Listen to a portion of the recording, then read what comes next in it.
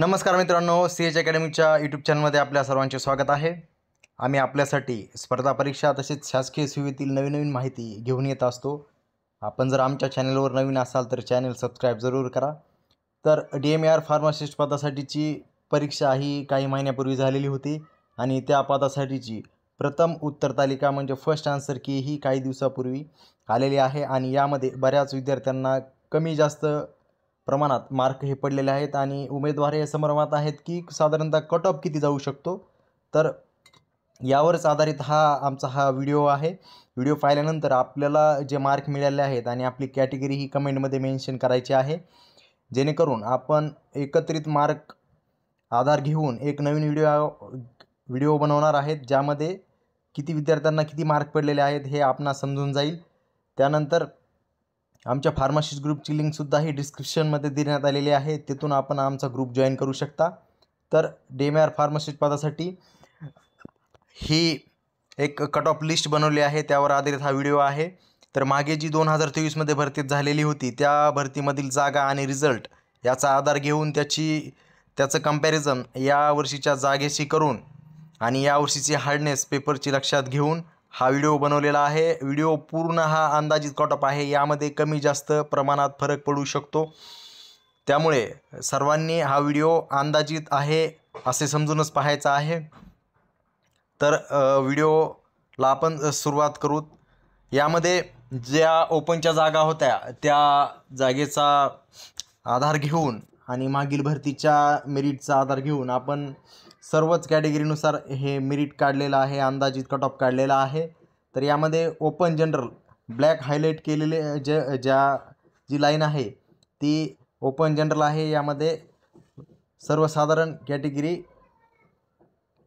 पकडली जाईल, ज्यामध्ये सुरुवातीला आपण ओपन सर्वसाधारणचं मेरिट पाहणार आहोत, कट ऑफ पाहणार आहोत। हे अंदाजित कट ऑफ 165 प्लस एवढा असेल।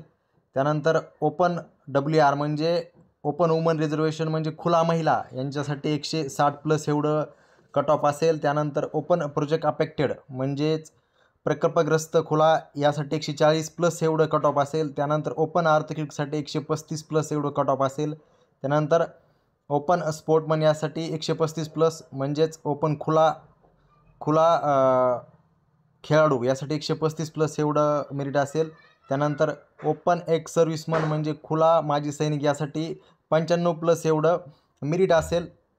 त्यानंतर ओपन पार्ट टाईमसाठी आपण कट ऑफ घेतलेलं नाही आहे, कारण ओपन पार्ट टाईम ग्रॅज्युएट म्हणजेच अंशकालीन पदव्युत्तर यासाठीचे जे उमेदवार आहेत ते बऱ्यापैकी महाराष्ट्रात उपलब्ध नाहीत आणि टेक्निकल पदासाठी तर यांची संख्या जवळपास 0 आहे। त्यामुळे ह्या ज्या जागा आहेत अंशकालीन पदवीधरच्या 4-5 प्रत्येक कॅटेगरीनुसार जेवढ्या असतील त्या ओपन सर्वसाधारणमध्ये कन्वर्ट होऊन मेरिटनुसार त्या जागा दिल्या जातील। म्हणजे समजा ओपन पार्ट टाईमसाठी 4 जागा असतील तर त्या जागा भरल्या जाणार नाहीत, कारण ते उमेदवारच उपलब्ध होणार नाहीत। तर ह्या 4 जागा ओपन जनरलमध्ये वर्ग होऊन मेरिटनुसार त्यांना दिल्या जातील, जे मेरिटमधील विद्यार्थी असतील त्यांना। हे तर सर्वांनी लक्षात घ्यायचं आहे आणि ही पद्धत सर्वच कॅटेगरीसाठी लागू राहणार आहे। त्यानंतर पुढे EWSचं कट ऑफ आपण पाहूत की EWSचं अंदाजित कट ऑफ हे जनरलसाठी 145 प्लस एवढं असेल। EWS महिलासाठी 140 प्लस असेल। EWS प्रकल्पग्रस्तासाठी 125 प्लस असेल। EWS भूकंपग्रस्तासाठी इथे जागा नाही आहे EWSसाठी, त्यामुळे आपण इथे कट ऑफ दिलेलं नाही। त्यानंतर EWS स्पोर्टमन म्हणजे EWS खेळाडूसाठी 100 प्लस एवढं कट ऑफ असेल। त्यानंतर EWS माजी सैनिकसाठी 90 प्लस एवढं कट ऑफ असेल। त्यानंतर EWS पार्ट टाईम ग्रॅज्युएट आपण इथे कट ऑफ दिलेलं नाही, कारण या जागासुद्धा जनरलमध्ये EWS जनरलमध्ये वर्ग होतील, EWS अंशकालीन ज्या जागा असतील त्या। त्यानंतर पुढे ACBC साठीचा आपण कट ऑफ पाहू। ACBC जनरलसाठी 150 प्लस एवढं कट ऑफ असेल। त्यानंतर ACBC महिलासाठी 145 प्लस एवढं कट ऑफ असेल। त्यानंतर ACBC प्रकल्पग्रस्तासाठी 140 प्लस एवढं कट ऑफ असेल। त्यानंतर ACBC भूकंपग्रस्तासाठी जागा नाही आहे, त्यामुळे ते कट ऑफ दिलेलं नाही आपण। त्यानंतर ACBC खेळाडूसाठी 135 प्लस एवढं कट ऑफ असेल। ACBC माजी सैनिकसाठी 95 प्लस एवढं कट ऑफ असेल। ACBC पार्ट टाईमसाठी आपण कट ऑफ दिलेलं नाही, कारण या जागासुद्धा ACBC जनरलमध्ये वर्ग होतील। तर पुन्हा एकदा सर्वांना विनंती आहे की आमचं चॅनल सबस्क्राईब करा, व्हिडिओला लाईक आणि आपले जेवढे मित्र असतील फार्मासिस्ट ज्यांनी परीक्षा दिली आहे त्यांना हा व्हिडिओ शेअर करा, कमेंट करा, लाईक करा। त्यानंतर पुढे OBC साठीचा आपण कट ऑफ पाहणार आहोत. OBC जनरलसाठी कट ऑफ हे 150+ असणार आहे OBC जनरलसाठी 150+ एवढं अंदाजित कट ऑफ असेल. त्यानंतर OBC महिलासाठी 145 एवढं अंदाजित कट ऑफ असेल. त्यानंतर OBC प्रकल्पग्रस्तासाठी 130+ एवढं कट ऑफ असेल. OBC भूकंपग्रस्तासाठी 125+ एवढं कट ऑफ असेल. OBC खेळाडूसाठी 125+ एवढं कट ऑफ असेल. OBC माजी सैनिकसाठी 95+ एवढं कट ऑफ असेल. OBC पार्ट टाईम ग्रॅज्युएट म्हणजे अंशकालीनसाठी आपण कट ऑफ घेतलेला नाही, कारण या जागासुद्धा OBC जनरलमध्ये वर्ग होऊन मेरिटनुसार त्या उमेदवाराला मिळणार आहेत. त्यानंतर SBC साठीचा आपण अंदाजित कट ऑफ पाहणार आहोत की SBC सर्वसाधारणसाठी 145+ एवढं अंदाजित कट ऑफ असू शकतं.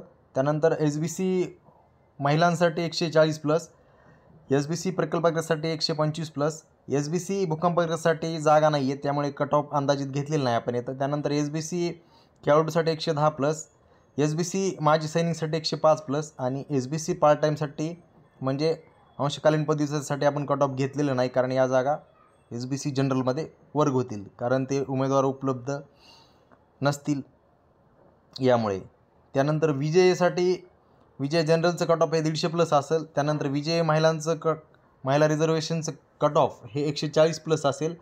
विजय प्रकल्पग्रस्त, भूकंपग्रस्त आणि खेळाडूसाठी जागा नाही आहेत त्यामुळे ते कट ऑफ आपण घेतलेलं नाही. त्यानंतर विजय माजी सैनिकाचं कट ऑफ हे 105 एवढं असू शकतं.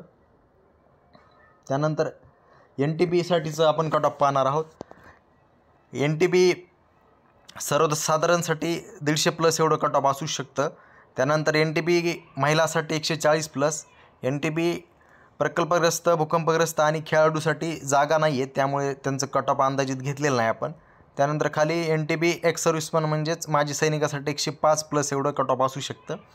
आपण हे कट ऑफ बनवताना जागेचं सुद्धा विचार केलेला आहे की किती जागा आहेत आणि मागच्या वेळेस किती होत्या त्यानुसारच मेरिट किती होतं आणि यावेळेचं पेपरचा हार्डनेस याचा सुद्धा विचार करून आपण हे बनवलेलं आहे.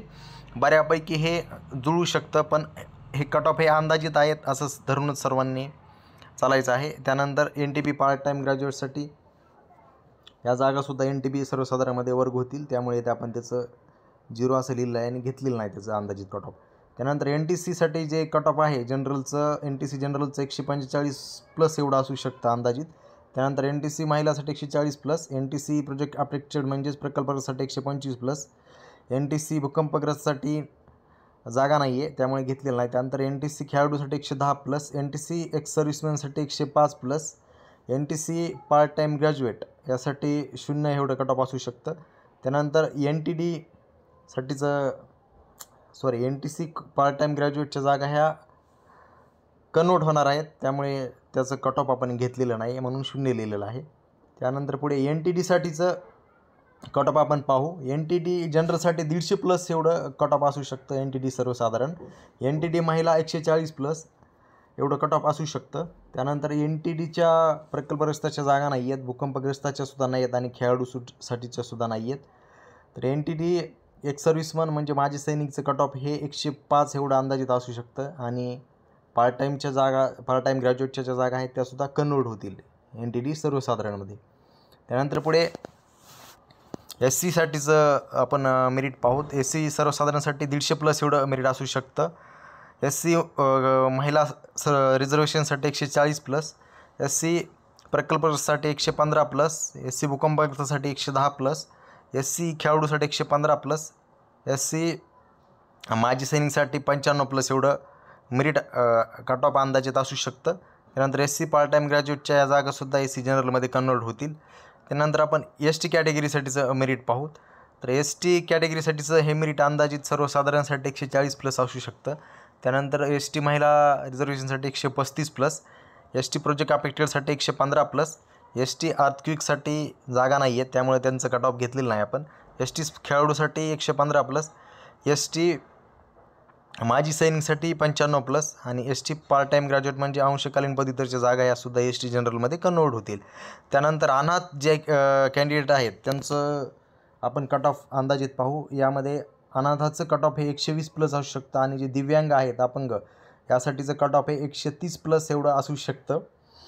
ह्या ज्या ऑर्फन आणि दिव्यांगच्या जागा आहेत, ऑर्फन 1% आणि दिव्यांग 4%, या ओपन कॅटेगरीमधून समांतर आरक्षण धरलं जातं. त्यामुळे या जागा फक्त खुला प्रवर्गातील समांतर आरक्षणाच्या आहेत आणि त्याचंसुद्धा आपण कट ऑफ हे घेतलेलं आहे. परत एकदा सर्वांना सूचना आहे की हे फक्त एक अंदाजित कट ऑफ आहे, म्हणून हा आपण व्हिडिओ बघितलेला आहे. त्याच्याकडे अंदाजित कट ऑफ म्हणूनच पाहायचं आहे. तसेच आपल्याला जे मार्क मिळालेले आहेत त्यांनी आपली कॅटेगरी ही कमेंटमध्ये टाकायची आहे. आमच्या फार्मासिस्ट ग्रुपची लिंक ही डिस्क्रिप्शनमध्ये दिलेली आहे. तिथून आपण आमचा ग्रुप जॉईन करू शकता, ज्यामध्ये आम्ही सर्व भरती प्रक्रिया शासकीय सेवेतील मार्गदर्शन करत असतो. व्हिडिओ आवडला असल्यास लाईक, शेअर, सबस्क्राईब करा. आपल्या मित्रांना हा व्हिडिओ जरूर शेअर करा. धन्यवाद.